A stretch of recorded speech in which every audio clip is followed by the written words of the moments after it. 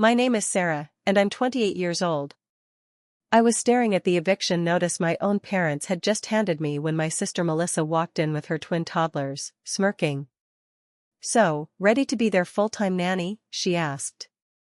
After years of being the family's scapegoat while she played princess, they thought they'd finally broken me. They had no idea I'd been secretly recording every threat, every manipulation, and that my lawyer boyfriend was waiting outside with documents that would destroy their perfect family image forever. Before we dive into this incredible journey of betrayal and ultimate triumph, I'd love to know where you're watching from today. Are you someone who's dealt with toxic family dynamics too? Hit that like button if you believe family isn't always blood, and subscribe to join our community of survivors who refuse to be silenced. Ring the notification bell because trust me, what happens next in my story will leave you speechless. Get comfortable, maybe grab some tissues, because this roller coaster of family drama, legal battles, and sweet justice is about to begin. Let's expose these master manipulators together. I need to paint you a picture of my family first, because without understanding the twisted dynamics that shaped my entire life, you won't fully grasp how calculated their final betrayal was. I worked as a freelance graphic designer, a career I'd built from scratch despite their constant attempts to sabotage it. Living in my parents' converted garage apartment seemed like a reasonable arrangement at $800 a month, especially in our expensive city. Dorothy and Richard, my parents, always presented themselves as loving, supportive pillars of the community. Mom was a retired teacher who still volunteered at the local elementary school, while Dad had just retired from his accounting firm where he'd worked for 30 years. To outsiders, we looked like the perfect American family. But behind closed doors, the story was drastically different. My younger sister Melissa, just 26, had married Derek, a wealthy businessman who owned several tech startups. She lived in a 6-bedroom mansion on the other side of town with their 3-year-old twins, Emma and Ethan. The contrast between how my parents treated us was stark and painful. When Melissa turned 16, they surprised her with a brand new BMW, complete with a big red bow in the driveway. When I turned 16, they handed me bus passes and told me I should be grateful for public transportation. Melissa's college education at a prestigious private university? Fully funded by Mom and Dad, including her sorority fees and spring break trips. My education? I worked 3 jobs to put myself through community college, taking night classes while my parents told relatives I was finding myself. The favoritism wasn't just financial, it was emotional too. Every family gathering became a showcase of Melissa's achievements while my accomplishments were dismissed or ignored. When I landed my first major design contract with a Fortune 500 company, my mother's response was, "That's nice, dear. Did you see Melissa's new kitchen renovation on Instagram?" When I mentioned I'd been featured in a design magazine, my father changed the subject to how proud he was that Melissa had joined the country club. The message was clear. Nothing I did would ever measure up to their golden child. What they didn't know was that 6 months ago, I'd started dating Jake, a brilliant lawyer who worked at a prestigious firm downtown. I kept our relationship secret, not because I was ashamed, but because I knew my family would find a way to poison it. Jake was everything they claimed to value but would hate in my partner. Successful, kind, from a good family, and most importantly, he saw through their manipulation from the moment I told him about them. He encouraged me to start documenting everything, a suggestion that would later save my life. The recent catalyst for their escalated abuse started 2 months ago when Melissa fired her 3rd nanny in as many months. Each one had quit after discovering what I'd always known: my sister was impossible to work for. She expected them to be on call 24/7, criticized everything they did, and her twins had learned to manipulate adults just like their mother. The first nanny lasted 3 weeks before Melissa accused her of not understanding Emma's special needs, which was code for not letting Emma throw violent tantrums whenever she didn't get her way. The second nanny made it 5 weeks before Melissa fired her for inappropriate behavior, which turned out to be suggesting the twins needed consistent discipline. The third nanny didn't even give notice, just left a resignation letter and never came back after Melissa screamed at her for letting Ethan eat a non-organic cracker at the park. That's when my parents had their brilliant idea. Sarah works from home anyway, my mother said during Sunday dinner, as if my career was just a hobby I did between making coffee. She could help out with the twins. Family helps family, after all. What started as gentle suggestions quickly morphed into something darker. They began showing up at my apartment during work hours, twins in tow, claiming emergencies. Melissa would text at 6 in the morning saying she had a yoga class and needed someone to watch the kids. When I said no, my parents would call, guilt-tripping me about family loyalty and reminding me how lucky I was to live in their garage for such reasonable rent. I started keeping detailed records, screenshots of every text, recordings of phone conversations on my laptop, notes about each incident with dates and times. Jake taught me about creating paper trails and maintaining evidence. He was horrified when I showed him 3 weeks' worth of documentation. The pattern was clear and escalating. But even he didn't predict how far they'd go. The breaking point in their initial campaign came when I discovered something that shattered any remaining illusions about my parents' supposed financial struggles. Jake's colleague who worked in real estate law did some digging and found property records. Not only had my parents given Melissa a $200,000 down payment for her mansion, claiming it was an early inheritance, but they'd done it during the same year they told me they couldn't help with my student loans because they were barely making ends meet. The house I was paying rent to live in? It was actually held in a family trust, and both Melissa and I were named beneficiaries. My parents had been collecting rent from me illegally while telling me I should be grateful they didn't charge market rate. Jake also discovered something even more insidious. My parents had been claiming me as a dependent on their taxes for the past 5 years, despite the fact that I paid them rent and supported myself entirely. They were getting tax breaks while I struggled to make ends meet, and they'd never told me. When I confronted them about it, they gaslit me, saying I must have misunderstood the situation. My father actually had the audacity to say, "We're just trying to maximize our retirement savings, Sarah. Don't be selfish." The pattern became crystal clear as I looked back on my life. Every time I achieved something, every time I seemed to be gaining independence, my family would create a crisis that required my time, money, or emotional energy. When I was about to graduate with honors from community college, suddenly Melissa needed emergency surgery and I had to miss my finals to babysit. When I landed my first big freelance client, my parents had a flood in the garage that required me to move all my equipment and miss the project deadline. When I started seeing my ex-boyfriend 2 years ago, Melissa suddenly developed postpartum depression that only I could help with, despite her twins being 2 years old at the time. Jake's research revealed even more disturbing patterns. He found social media posts where my parents praised Melissa publicly while I was either not mentioned or referred to dismissively as our other daughter. He found comments on neighborhood groups where my mother described me as troubled and struggling to find her path, while I was actually earning more than the median income for our area.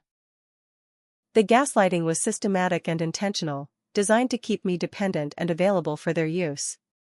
The morning Dorothy announced the rent increase, I was in the middle of a video call with my biggest client. She didn't knock, just barged into my apartment with a typed letter, waited for me to mute my call, and delivered her ultimatum with the cold efficiency of a mob enforcer. "Effective next month, your rent is increasing to $2,000, she announced, placing the letter on my desk. "Unless, of course, you want to reconsider helping your sister with the twins. Family helps family, Sarah. You seem to have forgotten that." I stared at the letter, my mind racing. The rent increase was illegal without proper notice, but more than that, it was extortion. $2,000 for a converted garage with spotty heating and a bathroom so small you had to step outside to change your mind. But I kept my expression neutral, remembering Jake's advice about not showing my cards. "I'll need to review this," I said calmly. Dorothy's face flushed with anger. She expected tears, begging, immediate capitulation. Instead, I turned back to my computer and unmuted my client call, effectively dismissing her. That afternoon, Melissa arrived with a printed schedule. 6 a.m. to 8 p.m., Monday through Saturday. No holidays off, no sick days, no exceptions. The twins need consistency, she explained, as if she was doing me a favor. And since you're just playing on your computer all day anyway, this gives you purpose. The contempt in her voice when she said playing on your computer about my six-figure design business made my jaw clench. The schedule included meal prep for the entire family, house cleaning, errands, and being on call for emergencies which seemed to happen daily. The guilt trips intensified over the next week. My phone buzzed constantly with messages from both parents. We sacrificed so much for you. This is how you repay us? Your sister is overwhelmed and you're being selfish. Extended family members started calling, having been fed a twisted version of events. According to my parents, I was a freeloader who refused to help my struggling sister despite living practically rent-free in their property. They conveniently left out that I paid market rate for a substandard apartment and had my own thriving business. The sabotage of my career began almost immediately. Suddenly, I had family emergencies every time an important deadline approached. My mother would call claiming chest pains, only to miraculously recover once I'd rushed over and missed my meeting. Melissa would drop the twins off without warning, claiming daycare had called about a fever, then post photos from her spa day on Instagram an hour later. The calculated nature of it was breathtaking. They were systematically destroying my professional reputation to make me financially dependent. The breaking point came when I lost a $5,000 contract because Melissa demanded I watch the twins during my final presentation. She showed up at my door, physically pushed the children inside, and left before I could protest. The twins immediately began destroying my workspace, pulling cables from my computer, spilling juice on my graphics tablet. When I called Melissa, she didn't answer. When I called my parents, they said I was being dramatic and children were more important than doodles on a computer. By the time I got the twins under control, my meeting window had passed, and the client had chosen another designer. That night, Richard showed up with threats that made my blood run cold. You know, Sarah, this space could easily be listed on Airbnb. We'd make triple what you pay. Don't push us. The mask of the loving father completely gone, replaced by a calculating businessman. He walked around my apartment, taking photos, making notes. Of course, family is important to us. But if you can't be part of this family properly, well, decisions have to be made. The character assassination campaign began in earnest the next day. Melissa started telling neighbors I was mentally unstable, unable to hold a job, living off our parents' charity. She whispered to other mothers at the playground that I had issues and shouldn't be around children unsupervised. When I confronted her, she smiled sweetly and said, "I'm just concerned about you, Sarah. This anger isn't healthy." Classic gaslighting, making me question my own justified fury. The twins' behavior when I was forced to watch them was deliberately destructive. At first, I thought they were just undisciplined, but then I overheard Emma tell Ethan, "Mommy says we don't have to listen to Aunt Sarah. She's nobody important." They would break items in my apartment, scream when I was on calls, and their mother would laugh it off. "Kids will be kids," she'd say, while replacing nothing they destroyed. I started calculating the damage: broken laptop screen, destroyed portfolio pieces, ruined furniture. The financial toll was adding up. Jake's investigation revealed more sinister activities. My parents had been claiming me as a dependent on their taxes while simultaneously treating me as a tenant for legal purposes.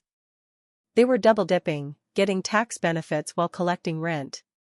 He also discovered they'd been monitoring my income. How? They'd been opening my mail. I found my opened bank statements in their trash, along with client payment notifications. They knew exactly how much I made and timed their demands accordingly. The violation of privacy escalated when Dorothy went through my apartment while I was at a coffee shop meeting Jake. She found my birth control pills and created a scene that would make a soap opera look subtle.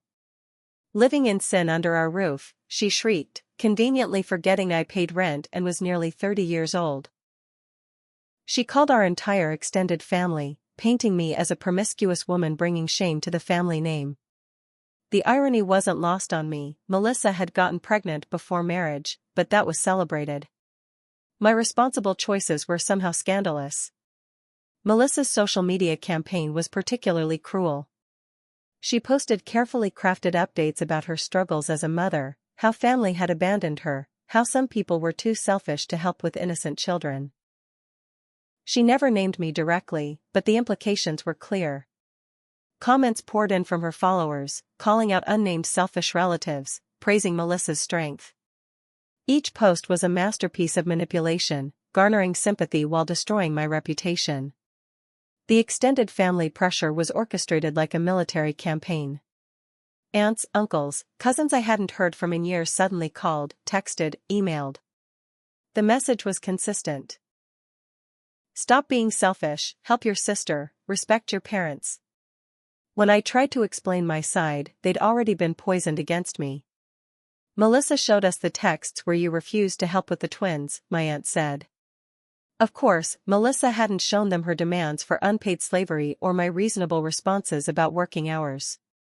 My childhood friend Emma, now a successful doctor, saw through it immediately when she visited. She watched the dynamics play out during a family dinner and pulled me aside. This is abuse, Sarah. You know that, right? I have a spare room. It's yours whenever you need it. Having an outside perspective validate my reality was powerful. I wasn't crazy. I wasn't selfish. I was being systematically abused by my own family. As the month progressed, their tactics became more desperate. They started intercepting my mail more brazenly. I'd find opened envelopes in my mailbox, important documents missing. Client checks went missing only to be found days later after payments were delayed. They were trying to sabotage my business relationships, make me seem unreliable. When I installed a locking mailbox, my father removed it, claiming it violated their property standards. The final straw was discovering they'd been tracking my earnings through more than just mail theft. During one of Dorothy's snooping sessions, she'd photographed my tax documents. They knew about my recent big contract, a $20,000 project for a major retailer. Suddenly, their demands increased. Melissa needed a new car seat, designer clothes for the twins, organic meal delivery service, all things I should provide since you're doing so well. The entitlement was breathtaking. They felt entitled not just to my time but to every penny I earned. The weekend Jake and I had planned for months was supposed to be our first real vacation together. A quiet cabin in the mountains, no cell service, just us and nature. I'd finished my major project early, cleared my schedule, and for once felt like I could breathe. That Friday morning, as I loaded my car, Melissa's SUV screeched into the driveway. "Emergency," she shouted, not even turning off her engine.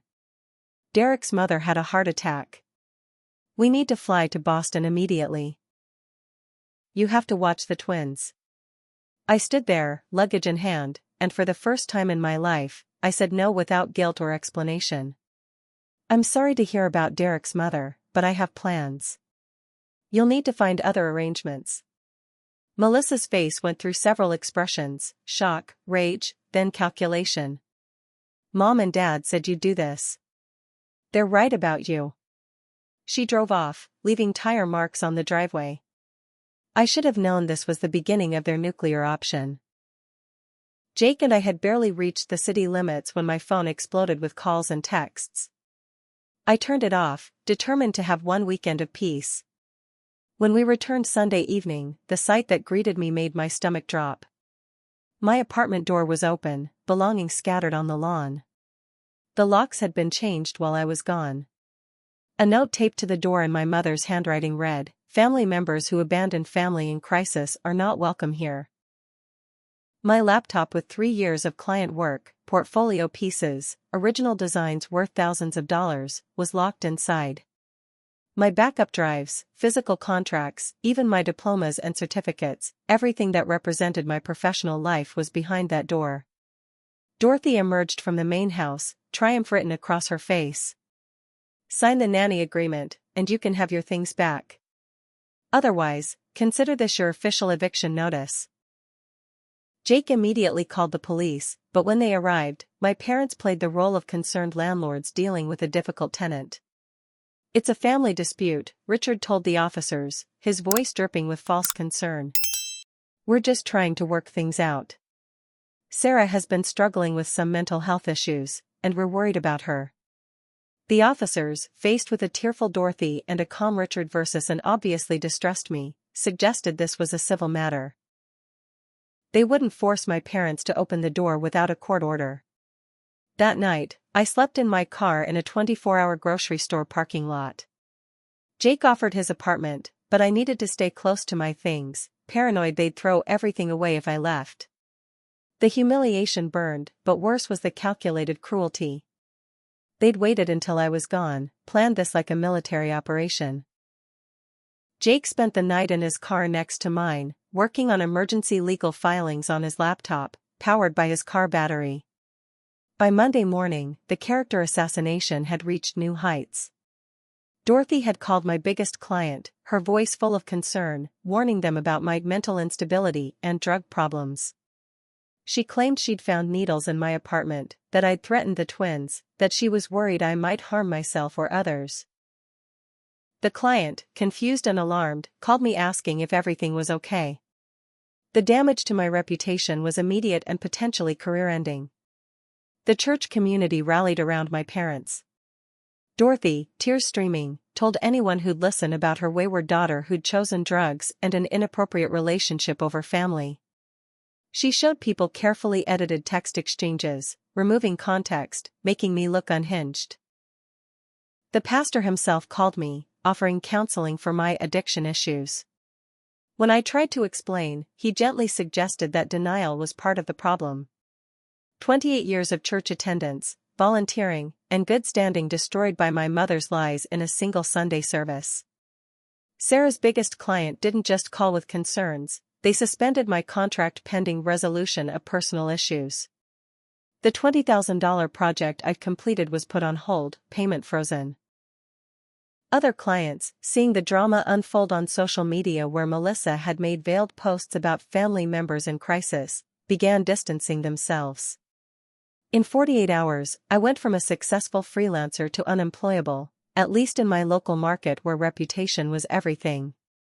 The discovery that my parents had drained my emergency savings account was the kind of blow that makes you question reality.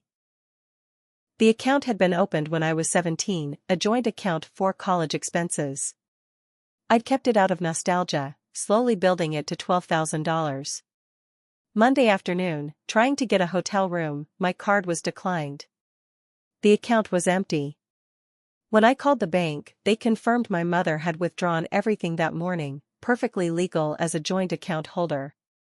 Jake's law partner, Miranda, took one look at our evidence and whistled low. "This is systematic financial abuse," she said. "But here's the kicker, they've been doing this long enough that they probably think they're untouchable."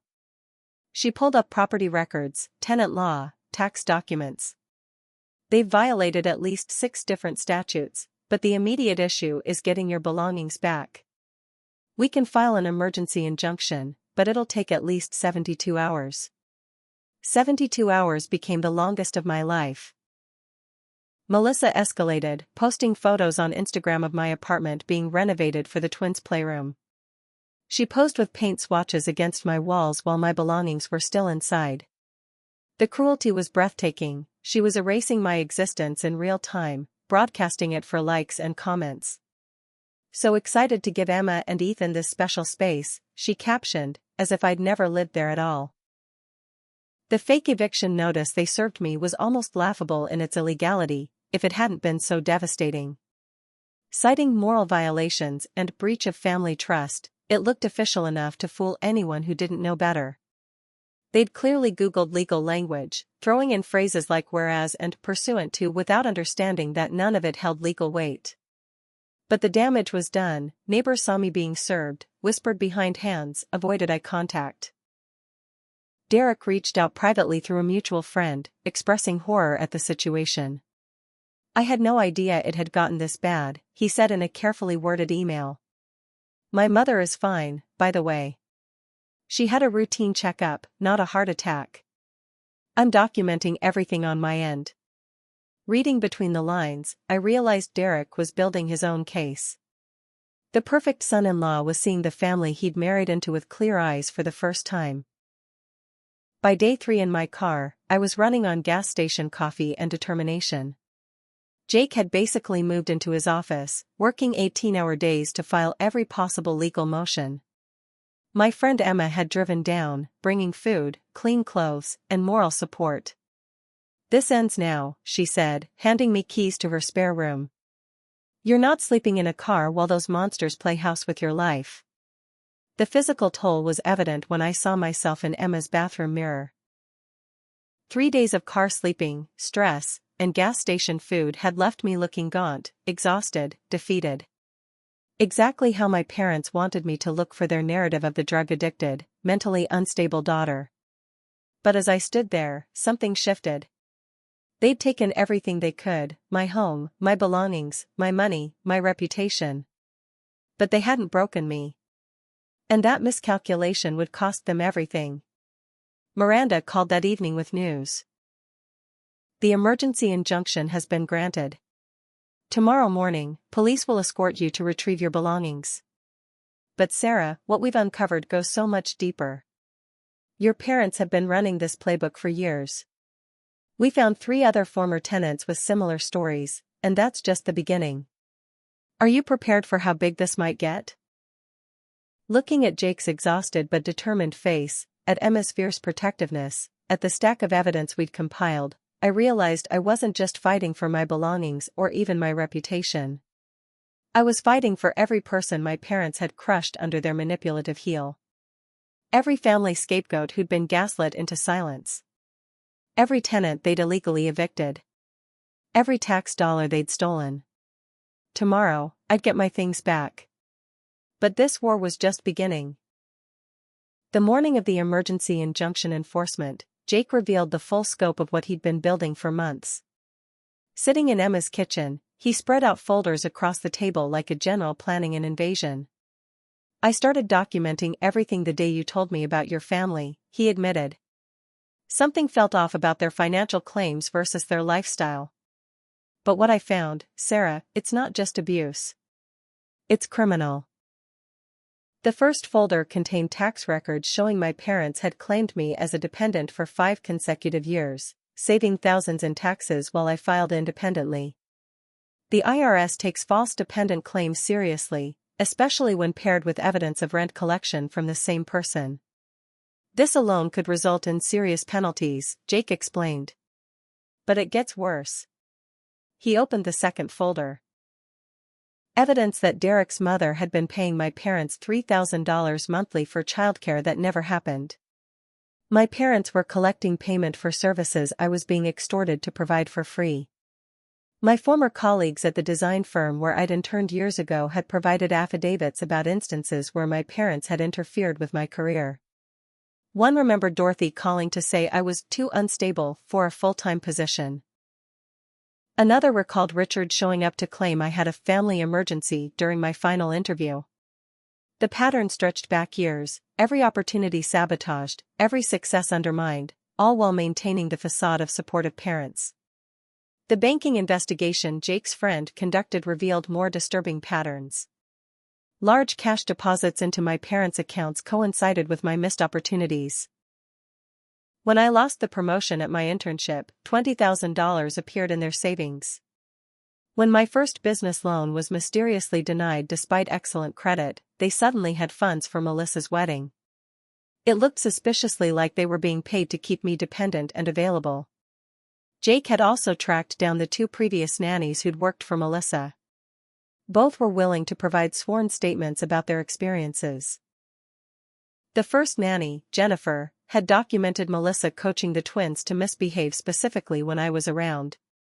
She would tell them Aunt Sarah was practice for when they got a real babysitter, Jennifer's statement read.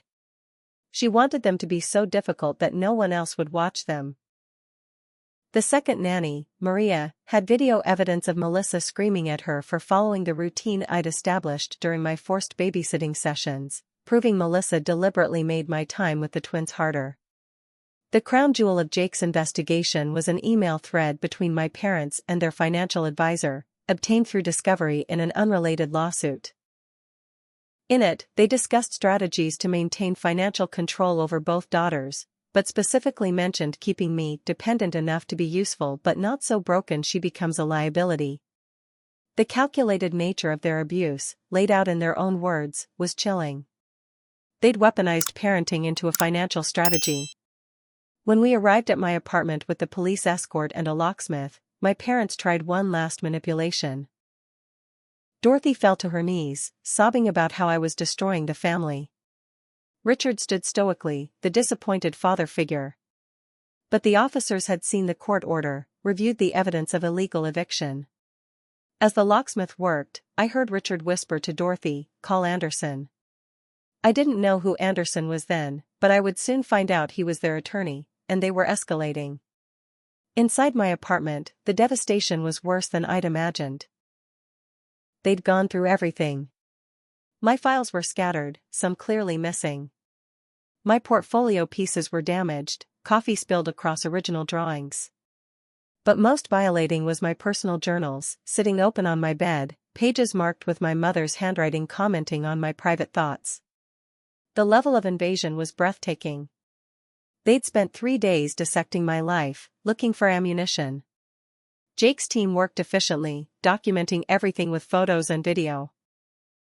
Every damaged item, every missing file, every violation cataloged for the lawsuits to come. In my closet, we found something that made my blood run cold, a folder labeled Sarah Contingency Plan. Inside were forged documents suggesting I had mental health issues, fake therapy notes, even a fraudulent psychiatric hold form with a doctor's signature. They'd been prepared to have me institutionalized if necessary. The IRS whistleblower form Jake filed that afternoon was just the beginning. With the evidence we'd gathered, he also filed complaints with the state attorney general for elder financial abuse, related to how they'd handled my grandmother's estate, the federal prosecutor for wire fraud, and the State Bar Association regarding the forged psychiatric documents. "We're not just defending," Jake explained. "We're going on offense. They want to destroy you? Let's show them what destruction really looks like." Miranda's research uncovered a pattern of behavior extending 20 years. My parents had a history of taking in tenants who were actually vulnerable family members or family friends, extracting rent while maintaining financial control. 3 cousins, 2 family friends, and an elderly aunt had all lived in the garage apartment over the years. All had similar stories of escalating rent, emotional manipulation, and eventual eviction when they pushed back. Several had been financially ruined, too ashamed to speak up. But now, with my case making noise, they were finding their voices. That evening, Derek's divorce attorney reached out. Derek had been documenting Melissa's behavior for months, building his own case. He had recordings of her admitting she lied about various nannies, bragging about how she manipulated me, and most damningly, discussing with my parents how to hide assets in anticipation of a divorce. She'd been planning to leave Derek once she'd extracted enough money, but wanted to ensure she got full custody and maximum support. The twins were pawns in everyone's game but mine. The church pastor, Father Michael, called asking to meet. Jake advised against it, but I went, wearing a wire. What I heard shocked me. "Your parents have been generous donors," he began carefully. "But several parishioners have come forward with concerns about their business dealings. I need to know. Is what you're saying true?" When I showed him just a sample of evidence, his face went pale. "I've been enabling this," he whispered. "Every Sunday, I've given them a platform to destroy you." He promised to address it, and he did, in a sermon about wolves in sheep's clothing that sent ripples through the congregation. Jake's mother, the retired judge, reviewed our case over dinner. "In 30 years on the bench, I've rarely seen such systematic, calculated abuse," she said. "But you have something most victims don't, evidence and resources to fight back. Use them wisely." She offered strategic advice and connections to judges who would understand the nuances of family financial abuse. Her support meant everything, especially when my own family was determined to destroy me. The forensic accountant Jake hired found the smoking gun. My parents had been using my social security number for more than just tax fraud. They'd opened credit cards, taken out loans, even applied for business licenses in my name. My credit report, which I'd never thoroughly checked, was a horror show of accounts I didn't recognize. The identity theft went back to when I turned 18. Every financial struggle I'd faced, every denied apartment application, every high interest rate, traced back to their destruction of my credit. As we compiled the evidence, the scope became clear. This wasn't just about making me a free nanny or maintaining control.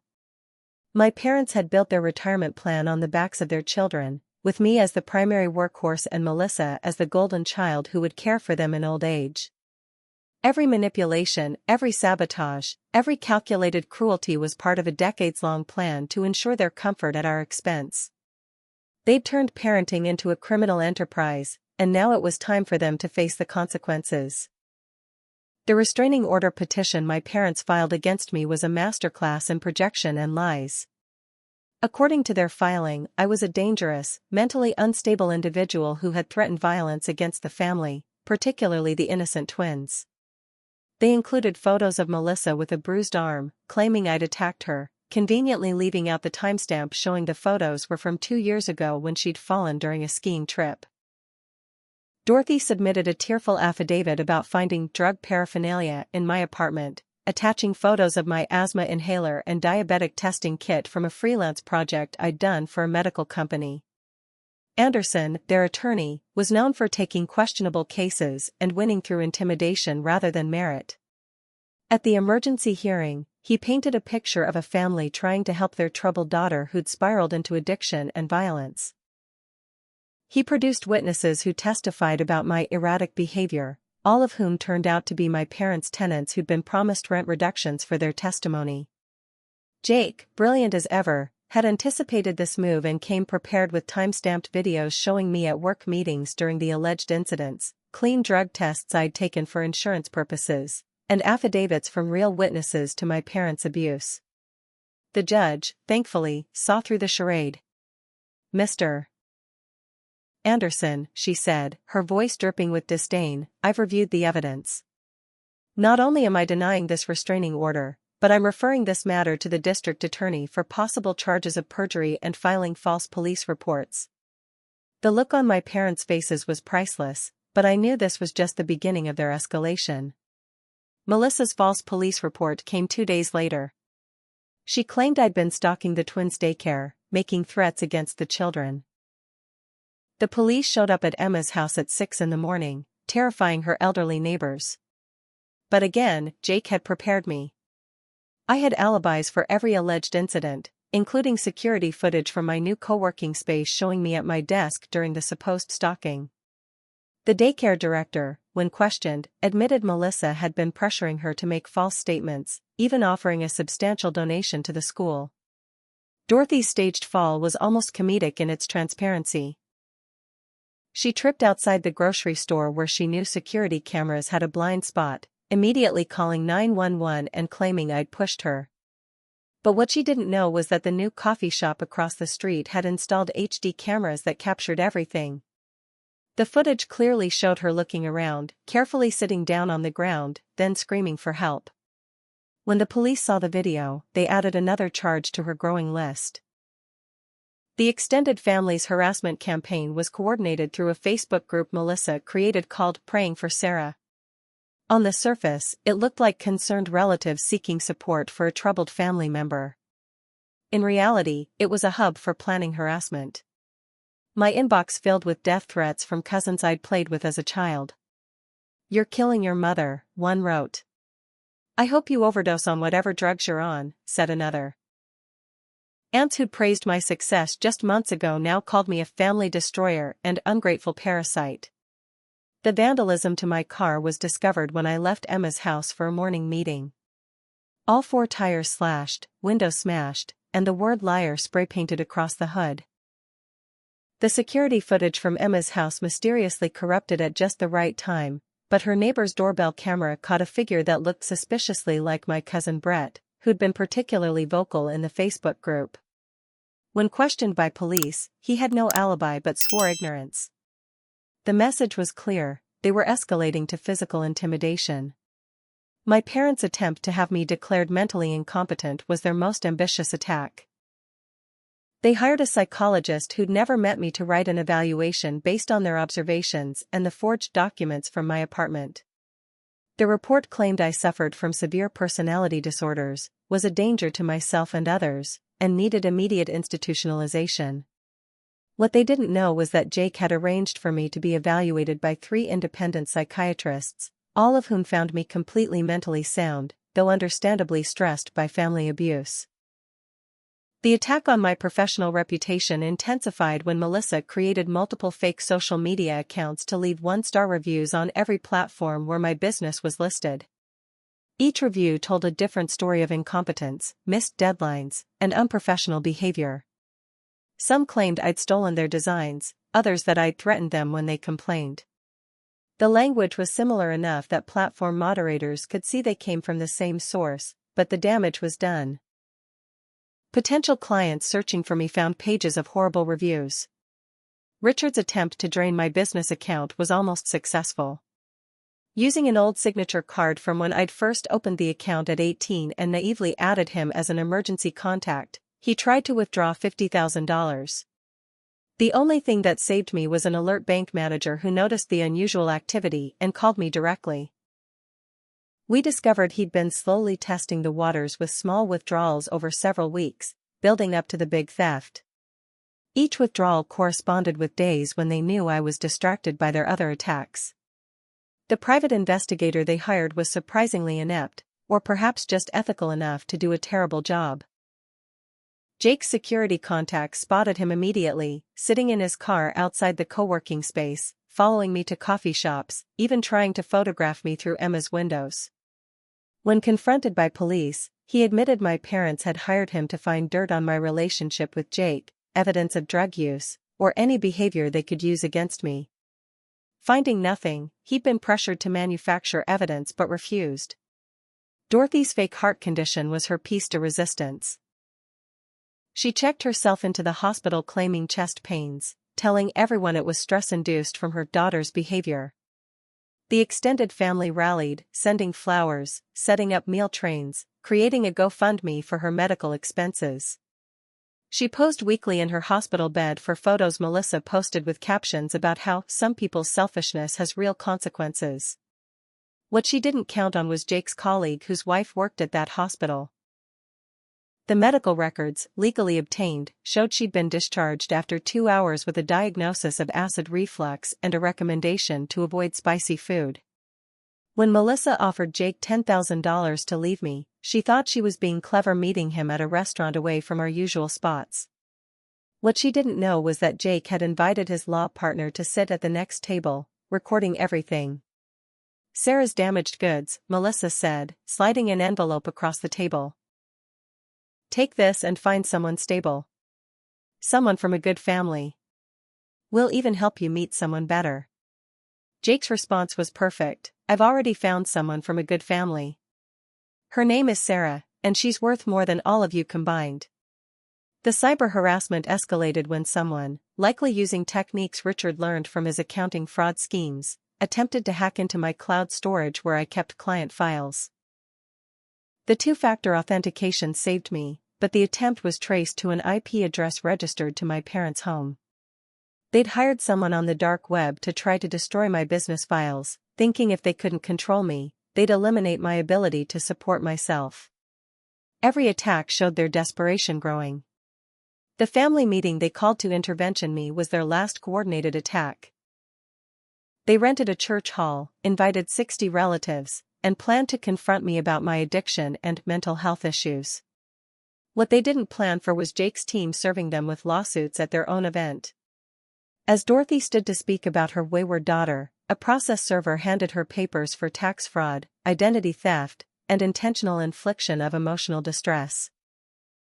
The room erupted in chaos as more servers appeared, serving Melissa, Richard, and even Cousin Brett for the car vandalism. As I watched my family's attacks crumble one by one, I realized something important. They'd spent so much time and energy trying to destroy me that they'd forgotten to protect themselves. Every false report, every forged document, every threatening message had created a paper trail leading directly back to them. In their arrogance, they'd believed their long-time control over me meant I'd never fight back effectively.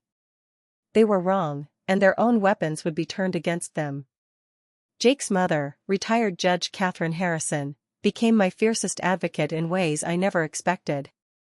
She didn't just offer legal advice, she opened her extensive network to me. "I've seen too many families weaponize the legal system against their scapegoats," she told me over tea.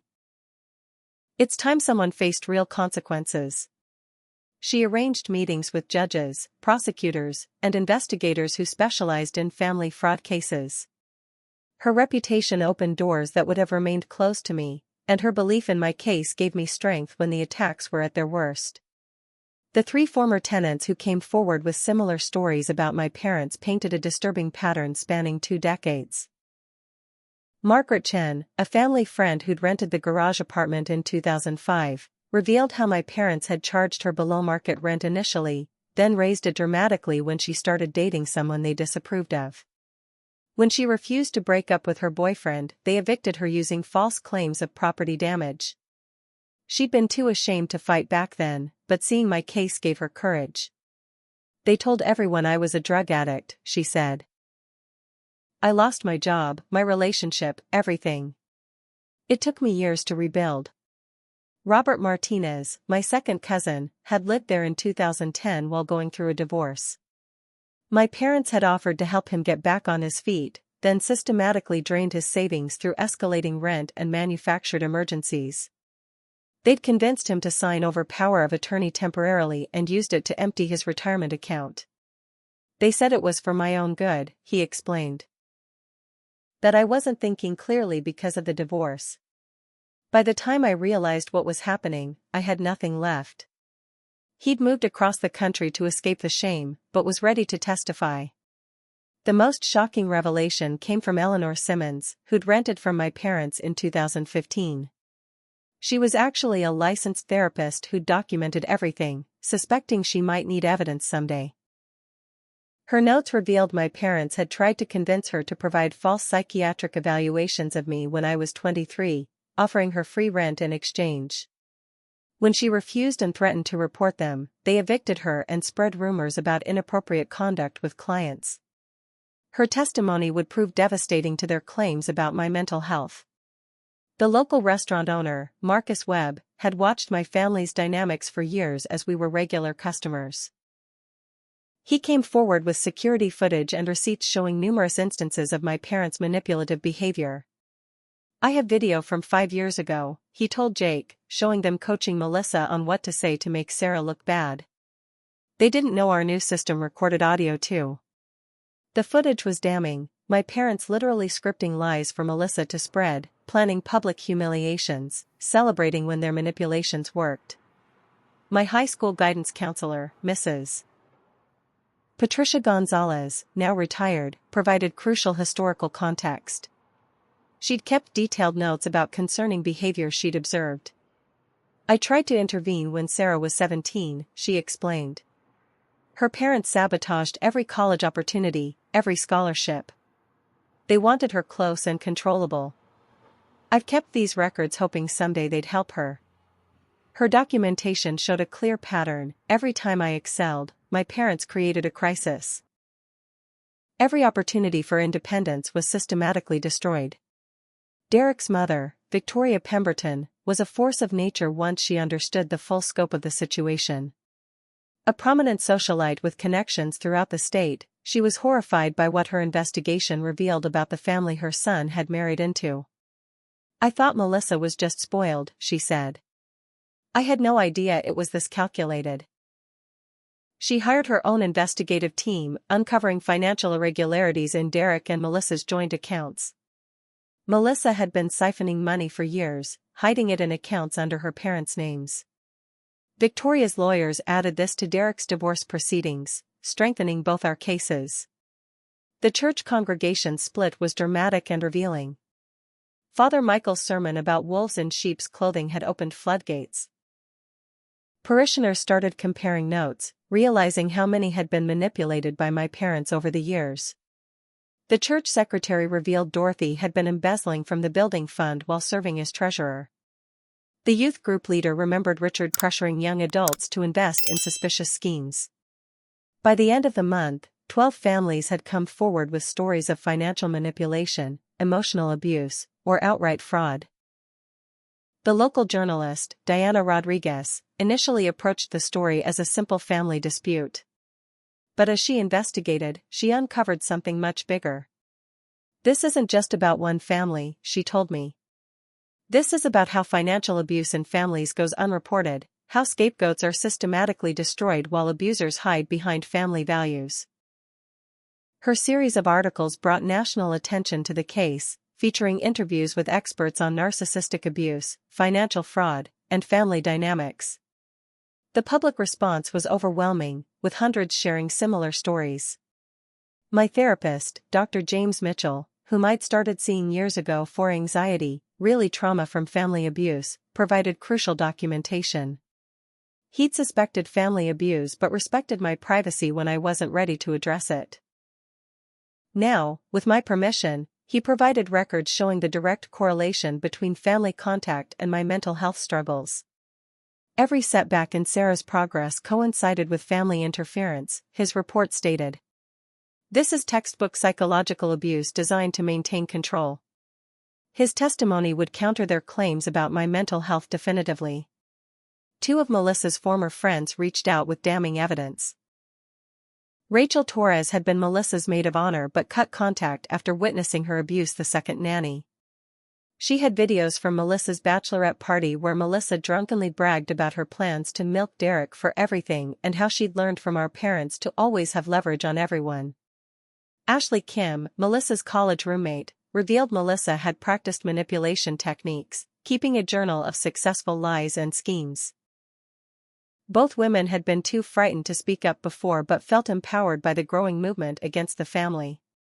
The forensic accountant's findings rippled through the extended family like a bomb.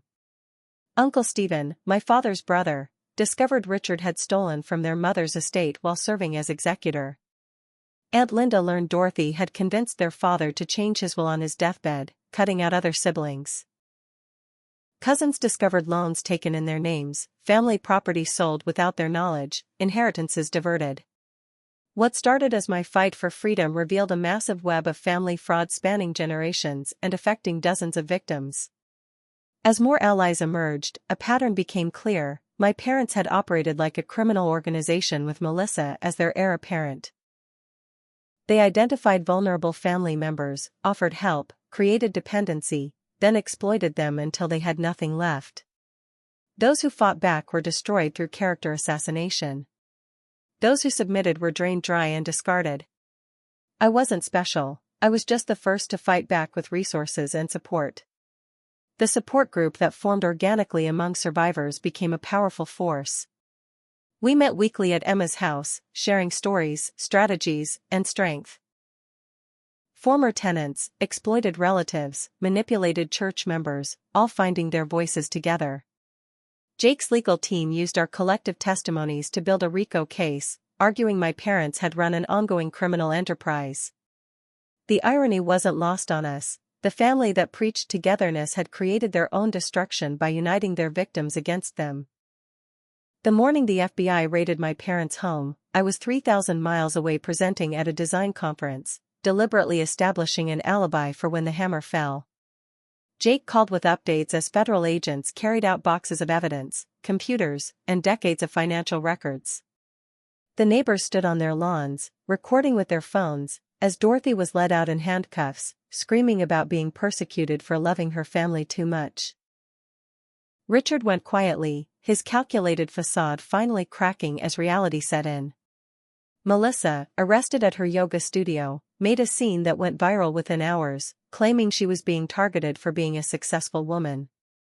The federal investigation had been triggered by our IRS whistleblower report, but it quickly expanded when they discovered the scope of the fraud. 20 years of tax evasion, where my parents had hidden income through shell companies while claiming poverty to manipulate family members. The $3,000 monthly they collected from Derek's mother for childcare I provided? Never reported. The rent from multiple tenants while claiming the garage was owner-occupied? Tax fraud. The forged dependent claims? Just the tip of the iceberg. Agent Patricia Hawkins told Jake they hadn't seen family-based fraud this extensive outside of organized crime families. The state charges were equally damning.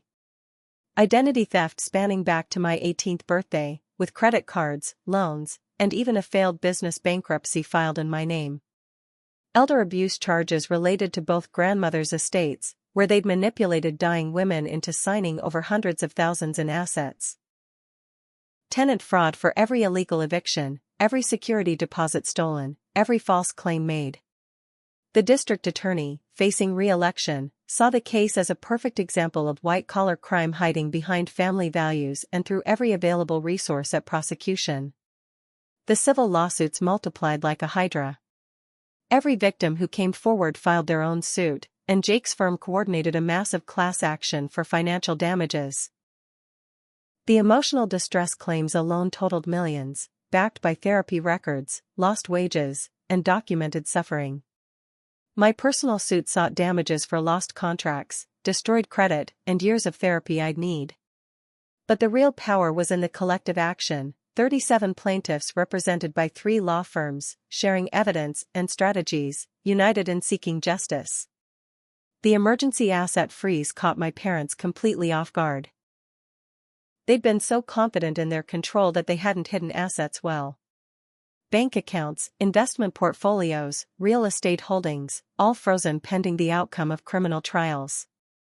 The house I'd grown up in, which they'd claimed was mortgaged to the hilt, was actually owned free and clear, worth $2 million in our expensive market. The various rental properties they'd hidden through LLCs, the boats and luxury cars registered to shell companies, the art collection Dorothy claimed was just prints, all catalogued and secured. Melissa's divorce proceedings became a parallel battlefield. Derek, empowered by evidence of her participation in fraud and finally free from her manipulation, sought full custody with no visitation. The family court judge, reviewing evidence of Melissa coaching the twins to misbehave with me and other caregivers, ordered immediate psychological evaluations.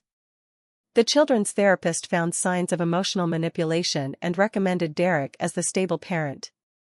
Melissa's perfect mother image crumbled as court transcripts revealed her referring to the twins as leverage and meal tickets in recorded conversations.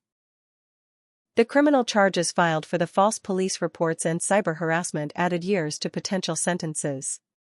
Each fake review Melissa posted was a count of cyber harassment. Every false statement to police was another felony. The attempted hacking of my cloud storage brought federal computer fraud charges. The staged fall brought insurance fraud charges. What they'd intended as weapons against me became nails in their legal coffins, each documented attack adding to their criminal liability. The church financial investigation revealed Dorothy had embezzled nearly $100,000 over 5 years as treasurer. She'd used classic techniques, duplicate reimbursements, fake vendor payments, skimming from cash donations. The church's insurance company, facing liability for failing to oversee her, cooperated fully with prosecutors. Father Michael, devastated by the betrayal, provided records showing Dorothy had even stolen from special collections for homeless shelters and children's programs, adding a moral dimension that horrified the jury pool. Jake's presentation to the grand jury was masterful. Using a timeline spanning 20 years, he showed how my parents had refined their techniques with each victim, becoming bolder and more sophisticated. The recordings I'd made over 6 months provided a soundtrack of manipulation, threats, and admissions. The forged psychiatric documents alone warranted serious charges, but combined with everything else, they painted a picture of criminals who happened to be parents, not parents who'd made mistakes. The money laundering charges stemmed from how they'd hidden their crimes. Moving money between accounts to obscure origins, using family members' names without permission, creating false paper trails for legitimate income. Their financial advisor, granted immunity for cooperation, revealed Richard had bragged about their schemes, calling it keeping money in the family. The advisor had kept detailed notes, concerned about liability, which became prosecution exhibits A through ZZ. When jury selection began, the prosecution used a novel approach. They asked potential jurors about family dynamics, experiences with manipulation, understanding of financial abuse. The selected jury included several people who'd experienced family scapegoating, a small business owner who understood contract interference, and a retired forensic accountant who could follow the money trails. The defense struggled to find anyone who sympathized with parents who'd stolen from their own children. The parade of witnesses against them was devastating. Former friends testified about bragging conversations. Business associates revealed questionable dealings. Even their own siblings testified about inheritance theft and manipulation. When Uncle Stephen took the stand, describing how Richard had emptied their mother's accounts while she was dying, several jurors cried. When Eleanor the therapist testified about their attempt to have me falsely committed, jurors looked at my parents with undisguised disgust. The prosecution's closing argument was simple but powerful. They turned parenthood into a criminal enterprise. They saw their children not as people to love and nurture, but as resources to exploit. When Sarah refused to be exploited anymore, they tried to destroy her. But in their arrogance, they documented their own crimes. Every text, every email, every forged document tells the same story: parents who chose greed over love, control over care, crime over family. The defense's attempt to paint them as loving parents pushed too far by an ungrateful daughter fell flat against the mountain of evidence. When they tried to introduce my mother's tears as evidence of her love, the prosecution countered with the recording of her planning to have me institutionalized. When they claimed financial hardship justified their actions, the forensic accountant presented evidence of millions in hidden assets. Every defense crumbled against documented truth. The verdict came back in less than 4 hours, guilty on all counts. Federal tax fraud, state identity theft, elder abuse, tenant fraud, embezzlement, cyber harassment, insurance fraud, money laundering, and more.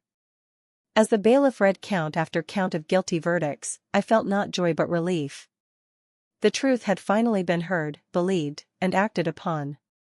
Justice, delayed by decades of manipulation, had finally arrived. The sentencing hearing was scheduled for 3 months after the guilty verdicts, giving victims time to prepare impact statements and the court time to review the extensive pre-sentencing reports. During this period, the full scope of my family's web of deception continued to unravel like a cheap sweater. Federal investigators, following the money trails, discovered offshore accounts in the Caymans containing nearly $1 million stolen from various family members over the years. My parents, who had pleaded poverty while demanding I pay increasing rent, had been millionaires living a lie of middle-class struggle. The psychiatric evaluation ordered for my parents revealed what many of us suspected: both showed signs of severe personality disorders, though the evaluator noted they were fully aware of the wrongness of their actions. Dorothy was diagnosed with narcissistic personality disorder with antisocial features, while Richard showed signs of dependent personality disorder, essentially following Dorothy's lead while adding his financial expertise to their schemes. Neither showed genuine remorse, only anger at being caught. The evaluator's report noted their persistent belief that they were victims of an ungrateful daughter's vendetta. Melissa's complete psychological breakdown happened publicly and spectacularly. As her divorce finalized and criminal trial approached, she attempted one final manipulation. She appeared on a popular morning talk show, claiming to be a victim of a family torn apart by mental illness and addiction, clearly implying I was the addict. What she didn't know was that the show's producers had done their homework. Mid-interview, they confronted her with evidence of her lies, recordings of her admitting to fraud, and testimony from her victims. The host's expression turned from sympathy to disgust as Melissa fumbled for explanations before storming off set. The clip went viral with millions of views, becoming a textbook example of narcissistic collapse. Derek's custody victory was absolute. The children's guardian ad litem report was damning, documenting how Melissa had used the twins as weapons, teaching them manipulation tactics and emotional blackmail before they could properly speak. The therapist warned it would take years to undo the damage. Derek moved across the country, starting fresh with the help of his mother's connections. He sent me a letter thanking me for being the catalyst that opened his eyes. "You saved my children from becoming the next generation of this dysfunction," he wrote.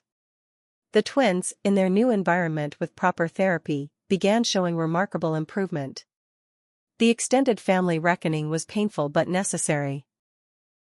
At a family reunion organized by Uncle Stephen, 37 relatives gathered to discuss the devastation Richard and Dorothy had caused. The stories shared were heartbreaking: cousins who'd lost college funds, aunts manipulated out of inheritances, elderly relatives who'd died in poverty after being drained of resources. The family matriarch, Great-Aunt Josephine, age 93, revealed she'd suspected for years but felt powerless to act. "They were like termites," she said, "eating away at our family from the inside." The reunion ended with a collective decision to support all victims in seeking restitution. Richard's brother William came forward with perhaps the most shocking revelation. He discovered Richard had been stealing from their father with dementia for years before his death, using power of attorney to funnel money to himself and Dorothy. The theft totaled $300,000 meant to be split among 5 siblings. William had suspected but couldn't prove it until now. His testimony at sentencing about watching his brother count stolen money while their father lay dying would haunt the courtroom. He complained about the smell of the nursing home while stuffing his pockets with Dad's money, William testified, his voice breaking. The community response was overwhelming. The neighborhood where I'd grown up held a meeting to discuss the revelations. Neighbors shared stories of small thefts, borrowed tools never returned, damage to property blamed on others. Mrs. Patterson, our elderly neighbor, revealed my parents had convinced her to make them beneficiaries of her life insurance, claiming I was unstable and they'd need resources to care for me after she died. The policy was immediately changed, but the violation of trust devastated her. "I baked cookies for those children," she wept. "How could they plan to profit from my death?" Dorothy's sister Martha provided crucial testimony about their childhood, revealing Dorothy had always been manipulative but became dangerous after marrying Richard. "She found someone who could weaponize her cruelty with financial sophistication," Martha explained. She described young Dorothy practicing fate crying to get their parents to punish Martha, keeping lists of perceived slights to revenge later, and stealing from family members' piggy banks while maintaining perfect grades and behavior. The pattern, established in childhood, had simply escalated with access to adult resources. The art collection seizure revealed another layer of fraud.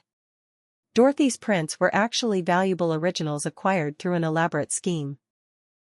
She'd befriended elderly collectors through her church work, convinced them their collections were worthless reproductions, and offered to dispose of them. Instead, she'd built a collection worth $2 million hanging in plain sight. The FBI's Art Crimes Unit became involved, tracking down victims who'd been deceived. One 90-year-old man broke down when reunited with his late wife's paintings, which Dorothy had convinced him were worthless copies. Richard's former business partners emerged with their own horror stories. He'd systematically embezzled from 3 different firms over his career, always amounts small enough to avoid detection but totaling hundreds of thousands. He'd sabotaged colleagues who threatened his position, planted evidence of wrongdoing, and manipulated performance reviews. One former partner revealed Richard had caused him to have a nervous breakdown through gaslighting, then used his mental health struggles to force him out of the company.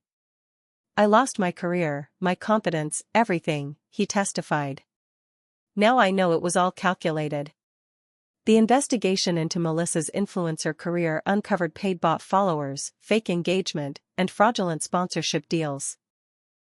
She'd created an entire false persona online, using stolen credit cards to purchase her own products to inflate sales numbers.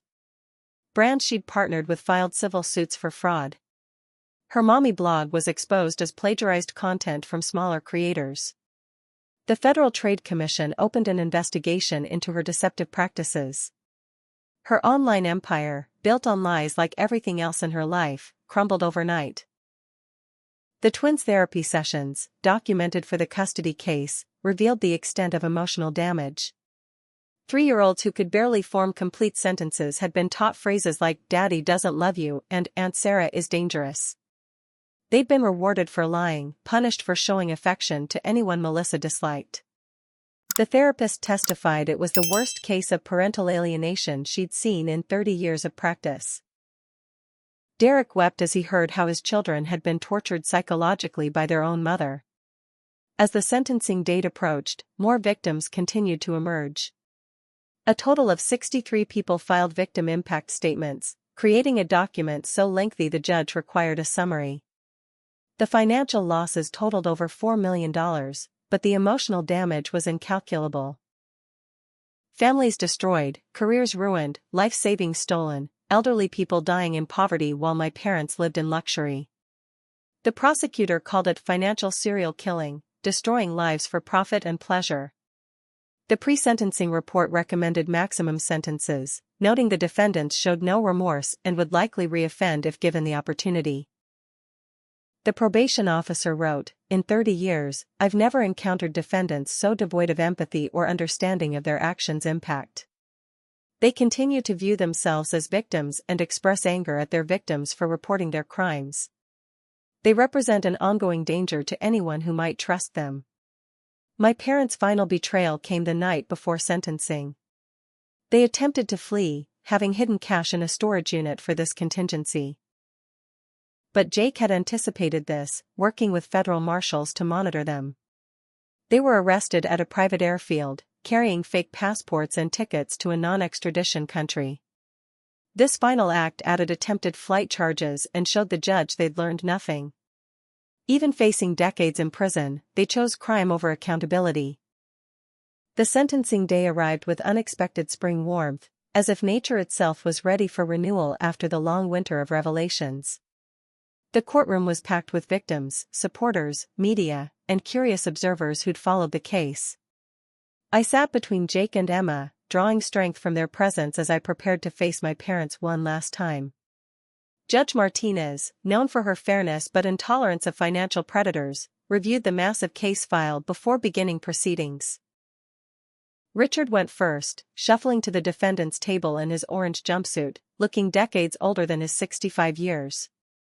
As the judge read through each count, announcing sentences that would run consecutively rather than concurrently, his facade finally crumbled completely.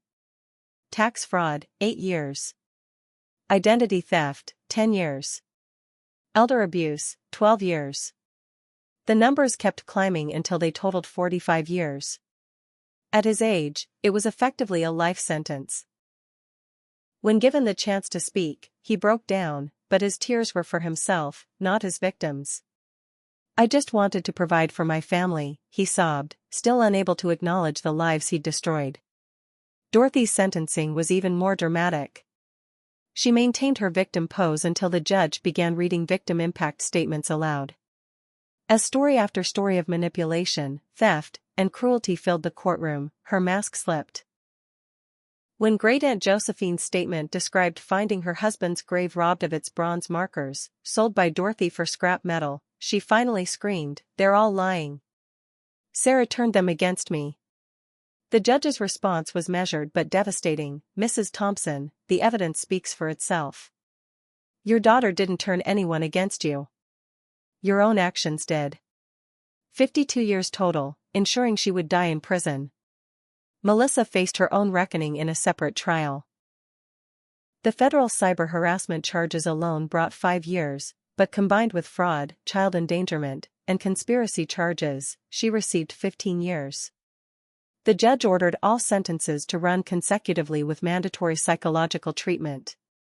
Her influencer persona destroyed, her children gone, her marriage ended, she faced prison with no support system. Even our parents, in their selfishness, blamed her for not being clever enough to avoid capture. The golden child had become the family's final scapegoat. My victim impact statement was the hardest thing I'd ever written. Standing before the court, I didn't speak of the money stolen or opportunities lost. Instead, I talked about the little girl who just wanted her parents' love, who spent decades believing she was fundamentally unworthy because those who should have cherished her saw her only as a resource to exploit. I spoke for all the family scapegoats who internalize abuse as personal failure. They stole more than money, I concluded. They stole my ability to trust, to feel safe, to believe in family. But they failed to steal my future, and for that, I'm grateful. The financial restitution ordered was substantial but would never fully compensate victims. The seized assets, property sales, and recovered offshore funds created a victim compensation fund managed by a court-appointed trustee. I received enough to rebuild my credit, restart my business, and cover years of therapy. More importantly, every victim received something, even if just validation that their suffering mattered. The elderly victims were prioritized, ensuring their final years had dignity my parents tried to steal. My business, rather than being destroyed by the publicity, flourished beyond imagination.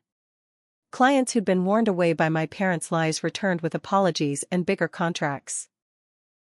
New clients, inspired by my story of overcoming family sabotage, sought me out specifically.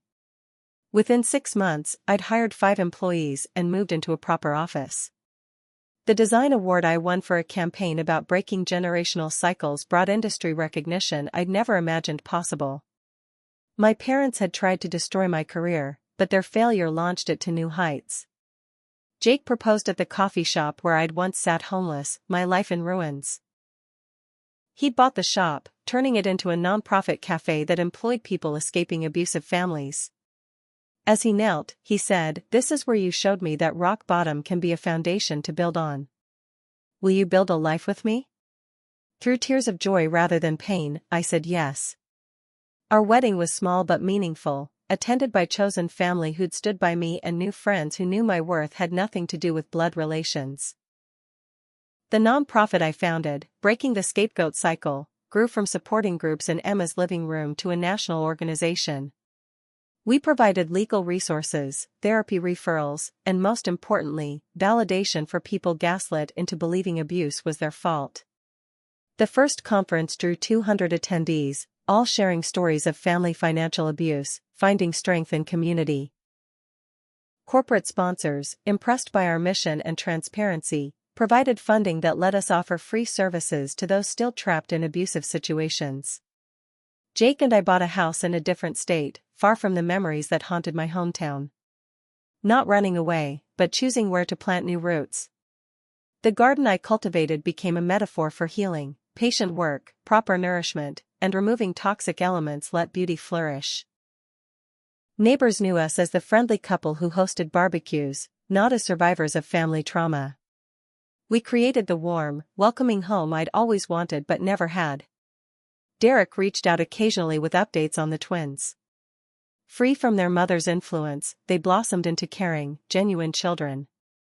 In therapy, they learned healthy emotional expression and boundaries.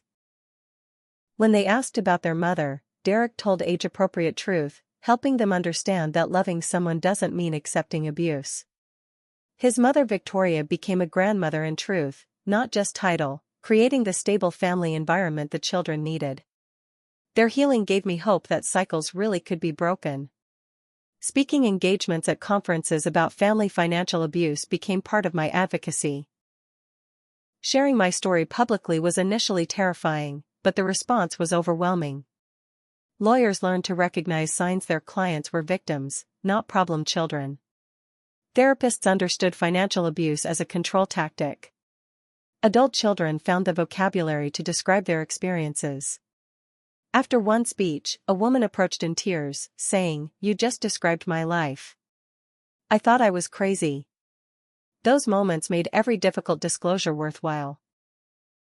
The legislation inspired by our case, informally called Sarah's Law, passed in our state after intense advocacy. It closed loopholes that let parents financially exploit adult children, increased penalties for family-based fraud, and provided better resources for victims.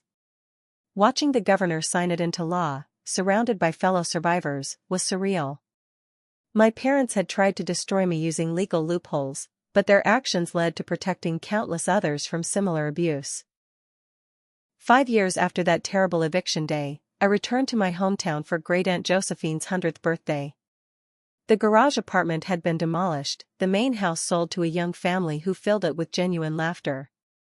Standing where my prison once was, I felt only peace. The girl who'd lived there, desperate for approval that would never come, had died. In her place stood a woman who knew her worth, surrounded by chosen family who celebrated rather than exploited her strengths. My birth family was gone, but my real family was stronger than blood could ever be. Jake's parents embraced me as a daughter, his siblings included me without question. Emma remained my closest friend, our bond forged in crisis but sustained by genuine affection. The survivors' network became extended family, understanding each other's triggers and triumphs. Holiday dinners at our house overflowed with former scapegoats, creating new traditions based on respect, not obligation. 10 years later, I received a letter from Melissa in prison. Short, formal, asking for forgiveness she probably didn't deserve. I read it once, felt the old pain stir briefly, then fed it to the shredder. Forgiveness wasn't mine to give or withhold, it was irrelevant. I'd moved beyond needing apologies or explanations. My happiness wasn't contingent on their remorse. The best revenge truly was living well, building everything they tried to prevent me from having. The speaking tour for my book about family financial abuse took me across the country, meeting thousands who'd lived variations of my story. Each signing included tears, hugs, and whispered Me Too confessions. The book's dedication read, "To every scapegoat who was told they were worthless, you are precious beyond measure. Your family's inability to see your value doesn't diminish it. Build your life on your terms, with people who celebrate rather than tolerate you." As I write this, 15 years after that eviction, my life is unrecognizable from those dark days.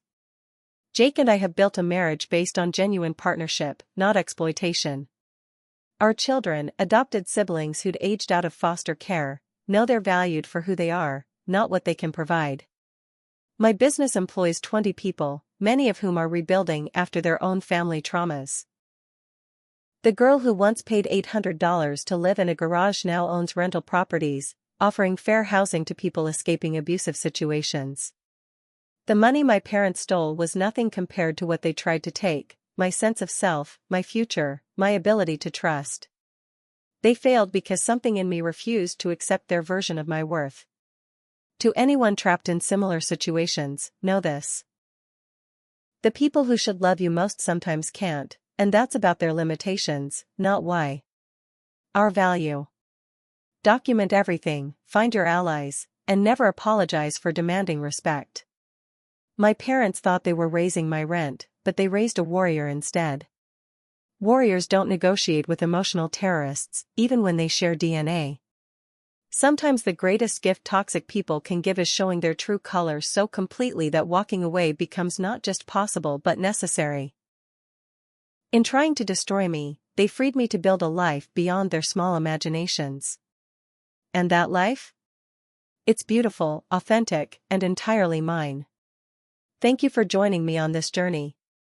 If my story helped you recognize abuse in your own life, please share it. Comment below if you've overcome family financial abuse, like if you believe chosen family can be stronger than blood, and subscribe for more stories of triumph over toxicity. Together, we're breaking cycles and building better futures.